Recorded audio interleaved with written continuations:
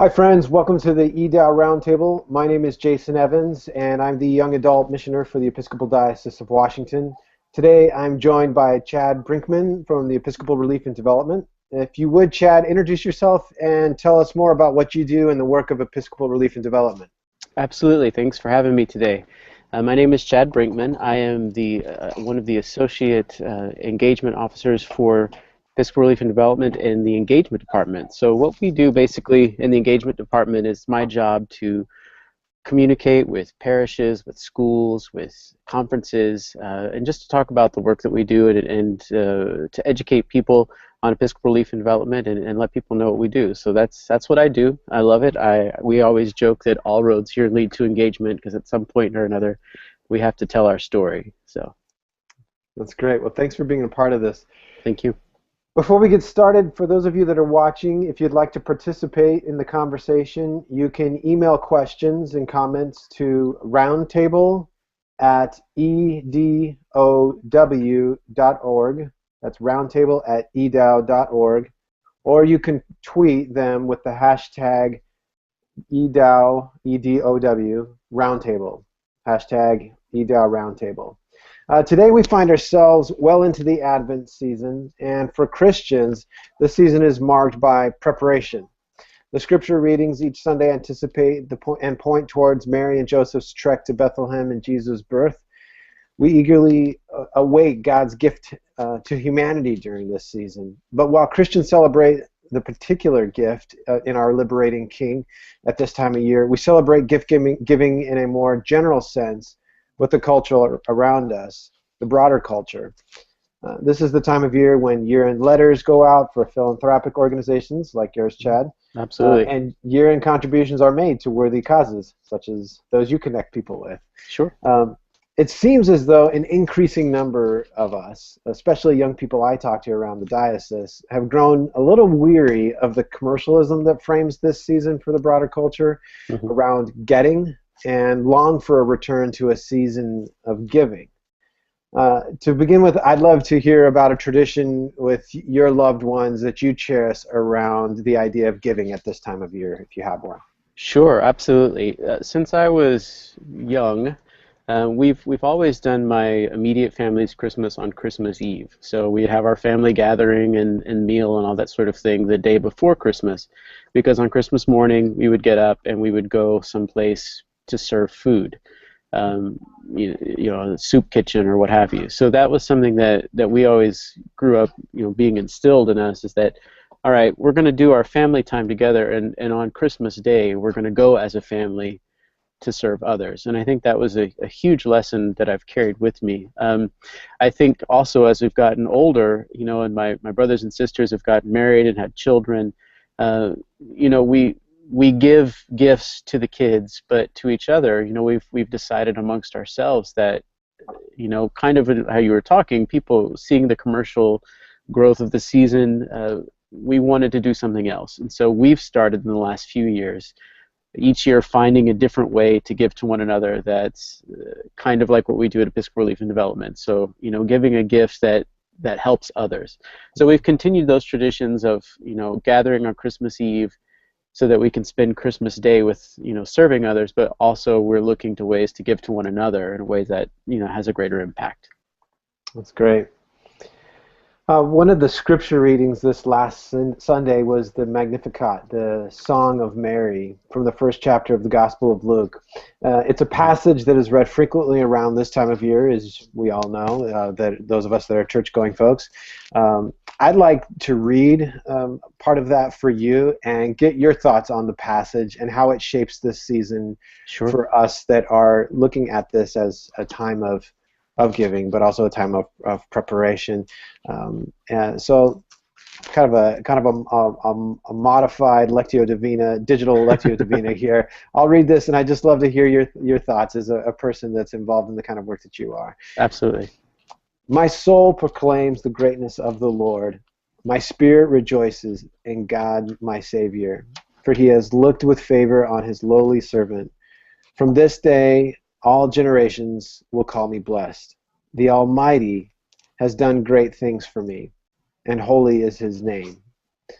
He has mercy on those who fear him in every generation. He has shown the strength of his arm. He has scattered the proud in their conceit. He has cast down the mighty from their thrones and has lifted up the lowly. He has filled the hungry with good things, and the rich he has sent away empty. He has come to the help of his servant Israel, for he has remembered his promise of mercy, the promise he made to our fathers, to Abraham and his children forever. Could you offer some of your thoughts on this passage?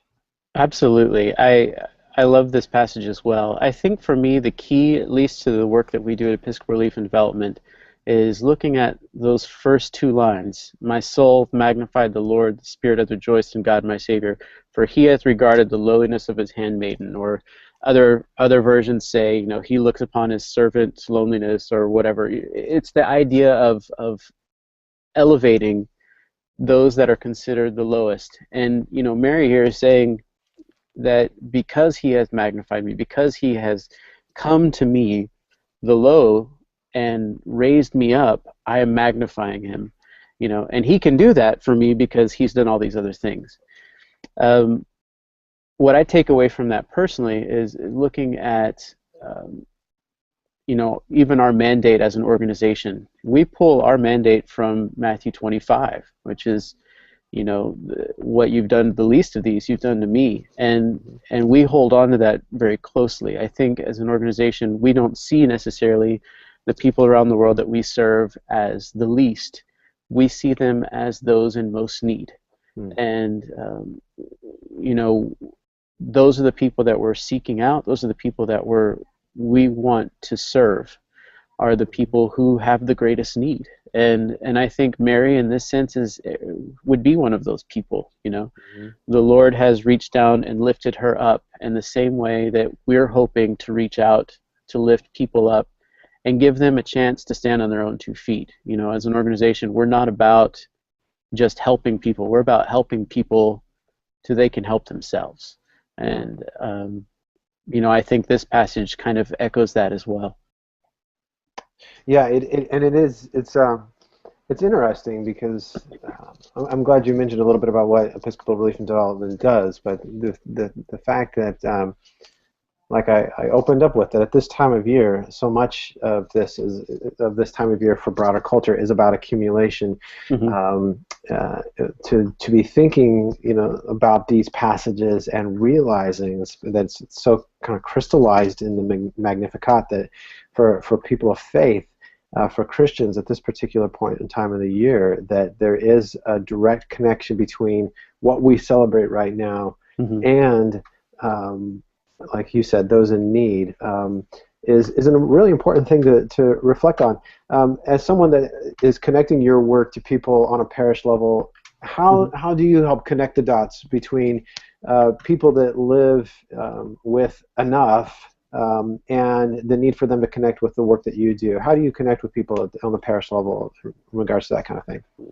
There are lots of ways. I mean, I travel a lot. I go to diocesan conventions. We'll go into parishes. We'll, be at the pulpit. We'll do adult forums, all those things. But I think the most effective way that I can reach someone is to help them to see the people that we're working with as people just like them. The last few years, I did a lot of work with the Nets for Life Inspiration Fund, specifically, working with Nets for Life, and now I've kind of moved into something broader. But one of the things that I learned through that process is that, and I learned it from children, actually, believe it or not, working with kids, talking about Nets for Life, that they would come and, I would show them images of kids in sub-Saharan Africa who, that program is based around. And these are kids who are playing. They're, playing kick the can or running on the beach or singing and dancing.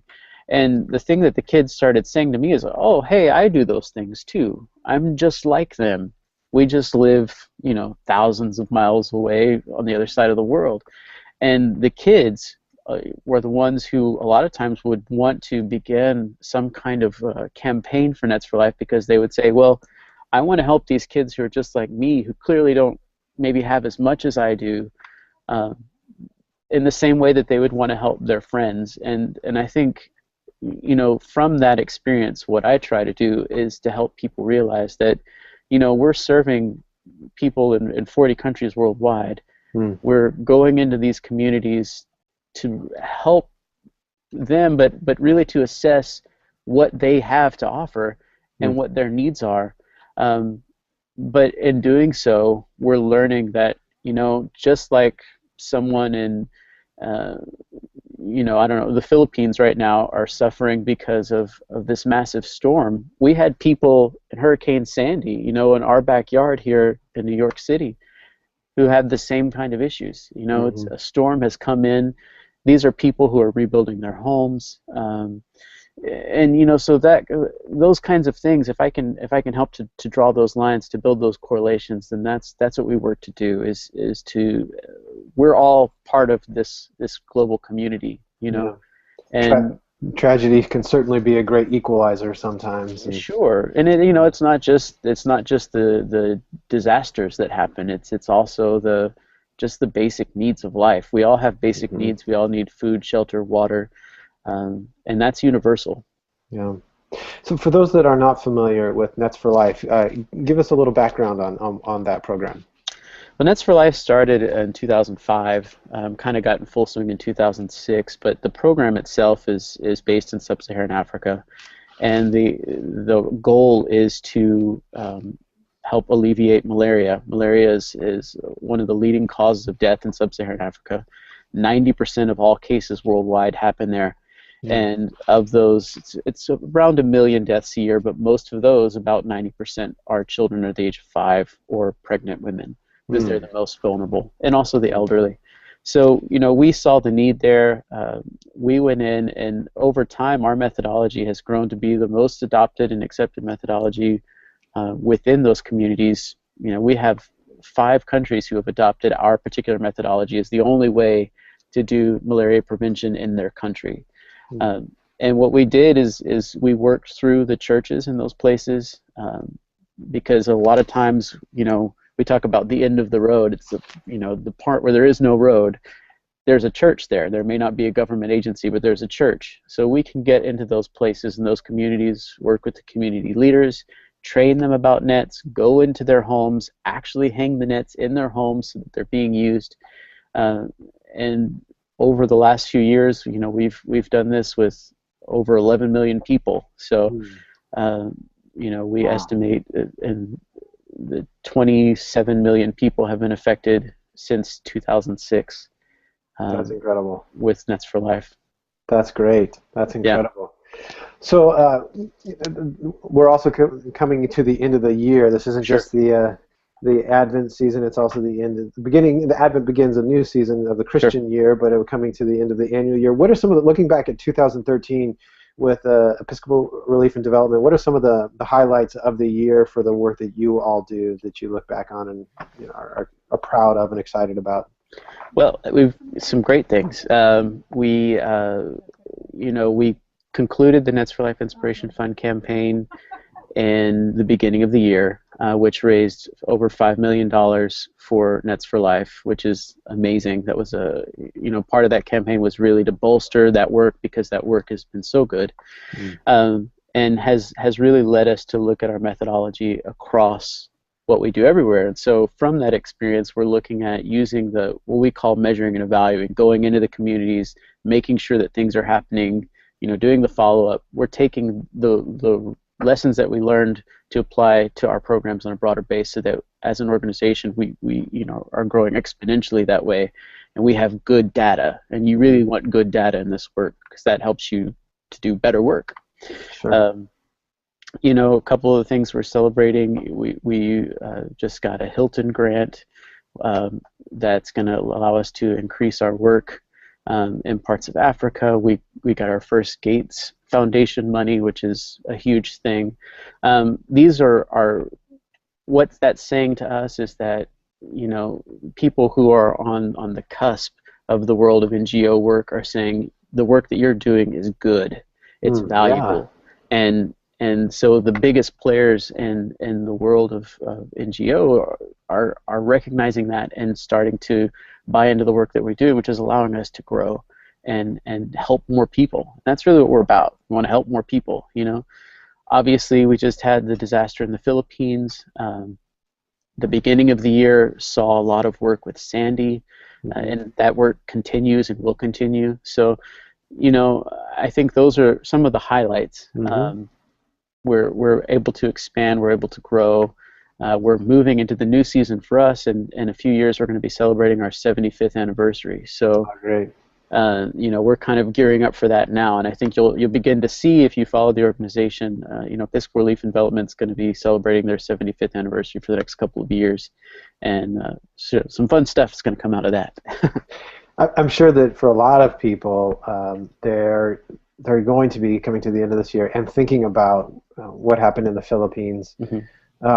Tell us a little bit about how people can get involved with the work that you and your organization do. For those that do want to give, whether it be monetarily and otherwise, how can people get involved? The different ways they can get involved with your well, work. the quickest way, certainly for us, one of the most effective ways, if you go to our website, which is www.episcopalrelief.org, there are a number of ways to give. Right now, we have Gifts for Life. Gifts for Life, we have 5 core areas that we work at with Gifts for Life. We have gifts that fall under animals and agriculture, Basics for Life, which are clean water, sanitation, health and wellness, which your malaria falls under that, as well as health clinics, maternal health, economic opportunities, which is one of the things that we're really excited about. These are savings groups for women that lead into many times literacy groups,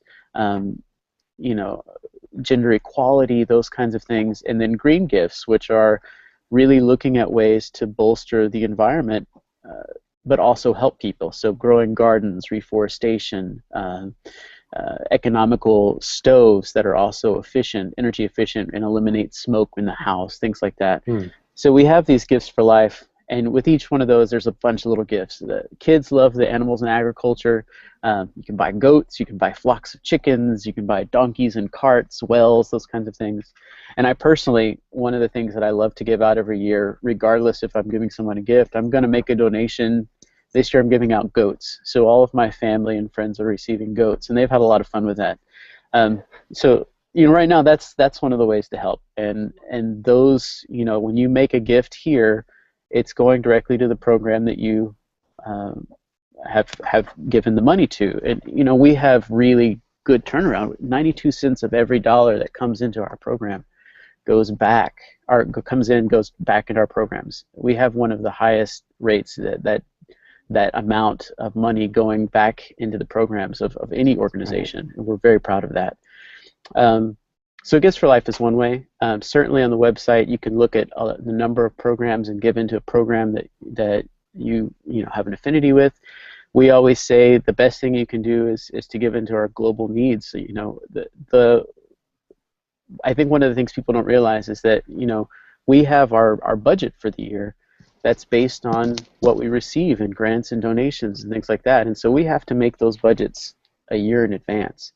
And regardless of if that money comes in, we have to meet those needs, because we've promised our partners around the world. And so, we want to help everyone. And certainly if something like the Philippines happens, or Sandy or Katrina or whatever it is, these disasters, Haiti, we want to help. But those undesignated dollars for us go a long, long way, because if you give into an undesignated fund, that means that money's going to go to the area of greatest need, and help us to accomplish the goals that we've set, and also to meet our needs for disasters as well. One of the things that we've been trying to do through these conversations is really think about how these subjects that we address relate to the particular parish, and then secondly, the household. Sure. Any thoughts in relation to that? Parishes that want to think about their collective giving and how they share their resource together. I think it's a really important aspect. There's a uh, a local pastor that years ago, Gordon Cosby, not an Mhm. Episcopalian, but was famous for saying that mission births community, but community doesn't always birth mission.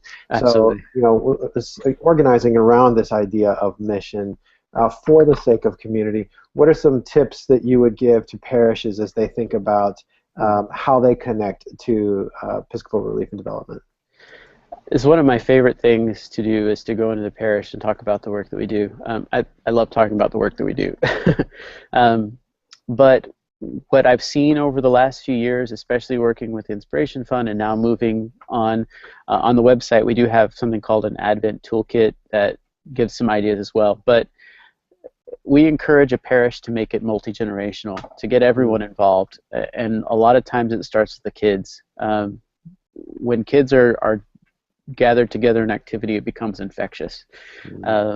We've seen a lot of parishes over the last few years do an alternative gift market, so they'll host a Sunday or something like that where they'll have a booth set up or a table set up and people can come and look through the Gifts for Life catalogs and make purchases that way and give out cards. When you make a purchase that way, we'll send you an e-card or a physical card that you can give out.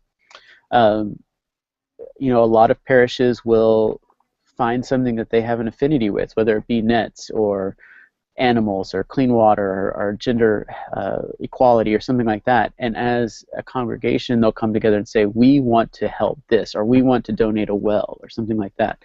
So that's, those are ways that you can get parishes involved. Is, if you have someone who has the energy, it doesn't take much. We can send you any resource that you need. We have posters, we have catalogs, we have brochures, we have all those things, and we're happy to send those to you and help you every step of the way. But get creative too. We've had some really fun groups. This one group does this thing called Holy Cow, where every year this woman and her sister dress up like a cow, and they come in, holy cow, it's almost Christmas, and so there are no end of ways that people have done this, but they've done some really cool things. Also getting the family involved. We have a curriculum that we use called Abundant Life Garden Project, which we're expanding, but that is about connecting the work that we do physically, in a physical way, with the work of the church and also, people. So through the process of growing a garden, you learn about clean water, you learn about seeds, you learn about agriculture, you learn about what we call asset-based community development, all these things. But what we've tried to do and what we're trying to do now is figure out ways to make that multi-generational so that, parents can talk to their kids about what they're learning. Maybe they do a garden together. Maybe they just talk through those things together. And I think, even looking at the Abundant Life, looking at the Gifts for Life catalog and saying, well, Mommy, why do I give a goat? Daddy, why do I give a chicken? There are ways where parents can connect with their children. There are ways where grandparents connect with their grandchildren to really kind of say, well, people in the world have needs, and this is a way that we can help to reach out to those people. That's great. Yeah, I'm just taking a look now at the website, and there's some great resources here. You guys have done a really great job. Thank you. Yeah, well, thanks, Chad. Thank you so much for being a part of this conversation. I really appreciate all of the resources that you shared, and we will, for those of you that are listening after the fact, you can visit the EDOW website, and we'll make sure that the links to a lot of the different resources and things that Chad has brought up are there for you to find out more about. Thank you. Yeah. Any closing thoughts or words that you'd like to share with us before we end this time, Chad? Yeah, just that Episcopal Relief and Development, we all love what we do here, and we see ourselves as the compassionate response of the Episcopal Church to the world. And so we would love for you to check us out. If you have questions, if you haven't heard about us before, if you want to dig deeper, anyone here is willing to help and willing to give you more information and talk ad nauseum about what we do. And we love what we do. We love the church, and so we certainly look forward to building new relationships. How about that? Great. You can connect with Episcopal Relief and Development through Twitter and Facebook and YouTube. And Chad, you're one of the bloggers. I am one of the bloggers. That's right. So you can find out more about Chad and follow the work through their blog as well. Thanks to everybody for listening in and participating today. Please join us again next month for the next EDAO Roundtable in 2014, which will be on January 21st at 1 o'clock p.m. That's a Tuesday. You can watch on YouTube at youtube.com/EDOW videos.